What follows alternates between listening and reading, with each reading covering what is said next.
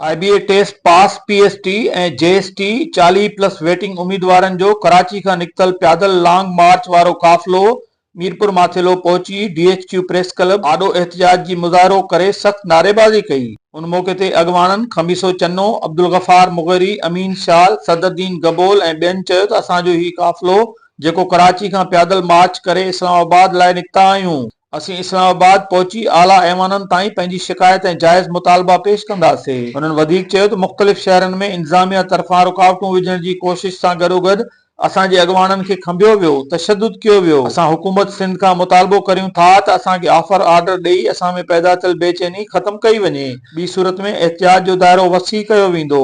Cameraman team सां गॾु अशरफ बुखारी, मीरपुर माथेलो। चवनि था त हाणे असां वटि सीटूं न आहिनि। तव्हां ॿुधायो त सिंध जो जेको पढ़ियल लिखियल शऊर आहे, डिग्री होल्डर जेको आहे उहो हाणे काॾे वञे हिन वक़्तु।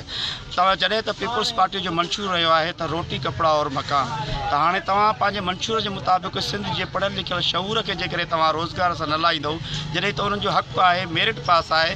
IBA जहिड़े साख रखंदड़ इदारे मां मेरिट ते पास थिया आहिनि।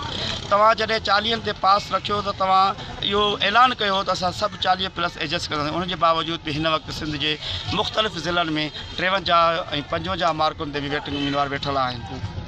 सो असांजो मुतालबो इहो ई आहे सिंध गवर्नमेंट खां त जेके तव्हां इलेक्शन कमीशन जे दौरान 9 महीना तव्हां ज़ाया कया हुआ, उन 9 महीननि में 4 महीना तव्हां ॾिना, बाक़ी 5 महीना असांखे ॾेई करे वेटिंग उम्मीदवारनि खे ऑफर ऑर्डर जारी करे हुननि मां बेचैनी ख़तमु कई वञे।